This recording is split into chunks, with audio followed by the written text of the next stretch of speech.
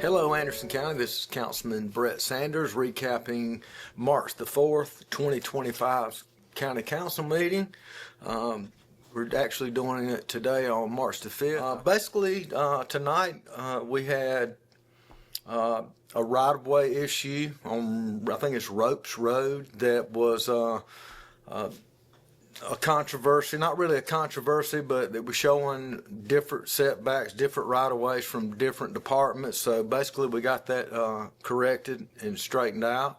Also, we had a $15.5 million investment that is currently generating $12,000 a year in estimated, or not estimated, but in property tax revenue for the county, and once that's established, it will increase to $47,000 per year. Some of the other things we had tonight, I know that before I get on the moratorium, or so-called moratorium that we have presented out there, council has been working and increase slope angles, met with stormwater, and basically it'll be like a 3-to-1 slope. Other thing it was based on neighbors next door, the height. There's a lot more restrictions in place to help with stormwater. There was also something in there about, on the commercial side, buffers, setbacks, fencing, landscaping. So a lot of things coming into play now that we have been working on and getting finalized now. So glad to see us moving forward in that direction. I think that will also help on subdivisions, commercial buildings within a 2,000-foot radius, or not really a radius, but a sight distance. So a lot of things are in the works, and we've got past first, second reading. So I think we're going to see some major changes coming up that's going to help to increase or help to present a better product for the citizens of Anderson County. Also, last night we had some more discussion on the proposed moratorium, which I think Councilman Jimmy Davis and Councilman Wilson had proposed, and Councilman Davis made the motion last night to table.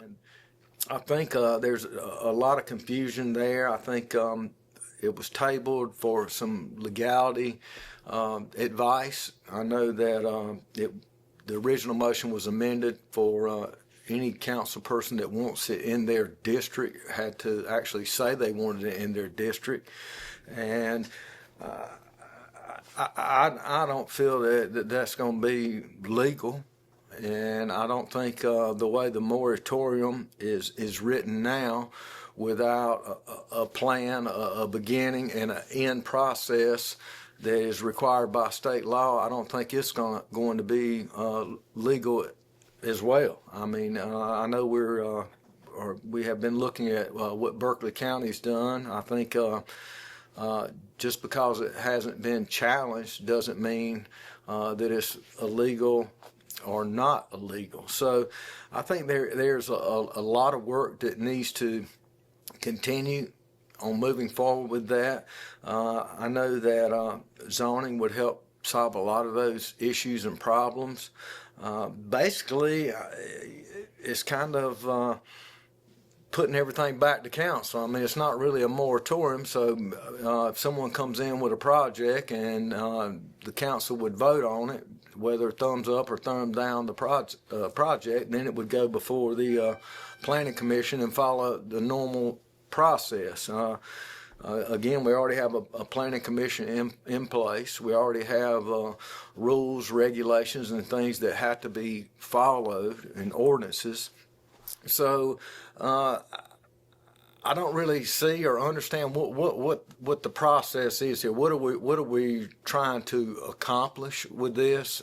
It just seems like we are diluting the process even more. And I think that's what's confused people, because even now, if the planning commission recommends something, council can reject it in a zoned area. in a zoned area. Yeah. In a zoned area. Now, but there's also a process in place already that council members can say they don't want anything. They can question before it goes there about 25 or more.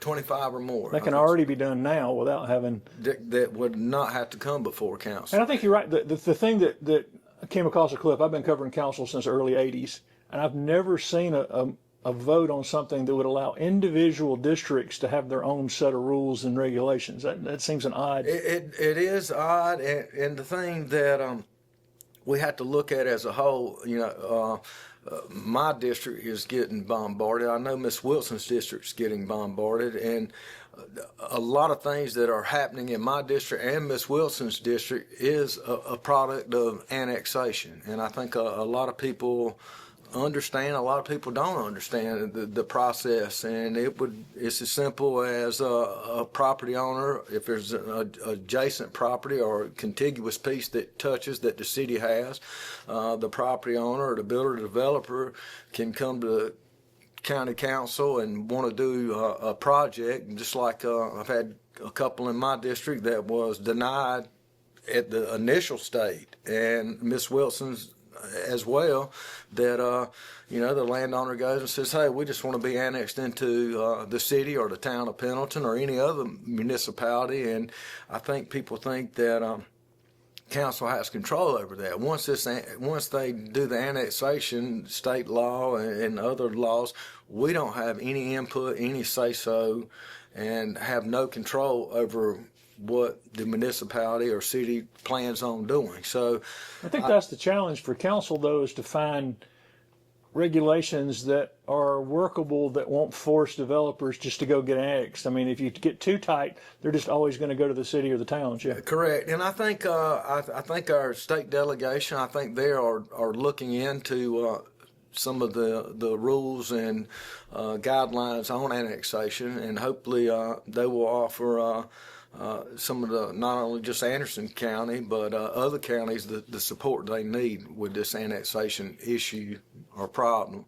The other thing is, when you do, and I keep saying our moratorium is really kind of a hybrid deal. It's not really a moratorium, but the problem you have is once something is in place, it affects all districts. So you have someone like Councilman Glenn Davis, Councilman Greg Elgin, some of these other areas, Chairman Dunn's area, the Homeland Park area. It shuts down things down there that they are in desperate need of and would love to have happen. And it's kind of hard to, just throw a blanket over and say, hey, this is the solve all, cure all. And I just think it's council's responsibility to sit down and come up with a long-term plan that is feasible and doesn't regulate or put constraints or on districts that actually need the development and growth. So it is a very well, I don't want to say it's not a complicated issue. The issue is not complicated. The steps and processes to get to that certain point, that's what gets complicated. It gets complicated with the fact of annexation. It gets complicated with state laws. It gets complicated when areas have zoning or don't have zoning. I think one of the things I know, Mr. Elgin's area is not zoned, but they don't have the sewer capacity. They don't have the sewer down there. So then you have state regulations come in based on septic tank permitting, and the least they could do would be a little over half-acre lot. So I mean, there is some protection down there, but when you have an unzoned area with sewer, I mean that's a recipe for disaster. I mean, they can come in and especially if it's contiguous to a municipality or city property, they can come in and do R8 or less, and again, I think it's council's job, it's council's responsibility to come up with, just like the setbacks, the berms, the stormwater issues. So there's a lot of tools that we are working on and have brought forward that are in the process of getting approved that I think is going to help. But, there's always room for improvement, and we need to continue looking at ways to tighten things up. I don't think people realize how complicated it can get serving on county council sometimes, because you are working on the budget now too, right? Budget, and that is going to be that's a whole Another, yeah, I understand a that. whole nother issue and problems. I just mean it's and very, concerns. council members are not just showing up every other Tuesday night. And No, it is a constant process, day in, day out. The thing too, I wish I knew how to, or there was a way. We have roughly 215 by our census data, but estimated to be a lot higher than that. In thousands of people, 215, 220,000 people here in Anderson County. And, I don't know how you reach everyone, and I wish that county council had the power and the authority over a lot of things that people think we do. County council is limited in the things that they can do, and we're not limited on our abilities. We're more limited and constrained by state laws and things of that nature. That state laws, legality issues. I mean, there's a lot of moving parts, and council has the ability to control, a minute factor. And I think the factors that we can control are the factors that we're looking at. Again, going back on our stormwater issues, setback issues, fencing, berms, trees, the green space deal. Those are some of the things that county has control over, and we can continue to implement and come up with new ordinances that will turn out a better product and a better quality product. And again, we're in a housing shortage. Affordable housing is out of the question right now, and a lot of things that people do want to see here. I've seen a lot of things pop up, and I get calls on Costco, and there's some grocery store issues that's coming up. But you have to understand that these companies, and it's based on rooftops. It's based on rooftops, demographics, income, proximity to certain industries and things of that nature. So, I mean, there is that fine balance to getting the things that we need based on our population and the demographics and the number of households within certain areas. So it's a balancing act, and you want to and you strive to make everyone happy, but sometimes you can't. And a lot of times I see the minority in a lot of cases are the ones that are vocal and that are coming out, that are participating. And I think the majority sits back kind of silent, thinking everything's going to just take care of itself. And I think we need to see more people get involved, more people come out to our county council meetings, come to our committee meetings, to not only be aware of what's going on, but to educate yourself. And again, every day is a new learning experience for me, and that's one of the things I like about being on council is, every day there's something new. You come up with something that you think will work and help solve a problem, and you sit down with the powers that be and to discuss it, and like, well, hey, that's a state issue. We don't have any control over that. You're in the wrong seat. Reach out to your state legislation.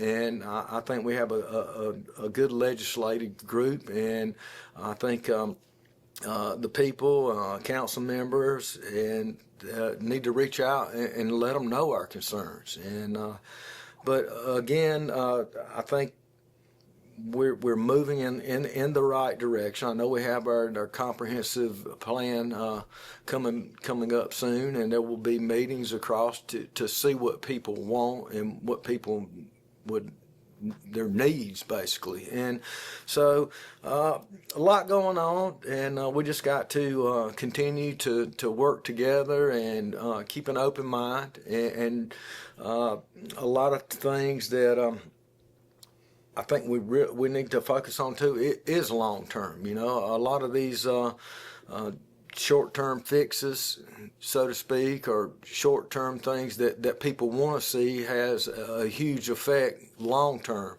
and they also have an effect on our budget. And you know, not only our budget, but you have the sheriff's budget, everybody's budget is intertwined, and we just need to make sure that we're doing the things to give the departments the tools and assets that they need to continue to provide service and safety for the citizens of Anderson County.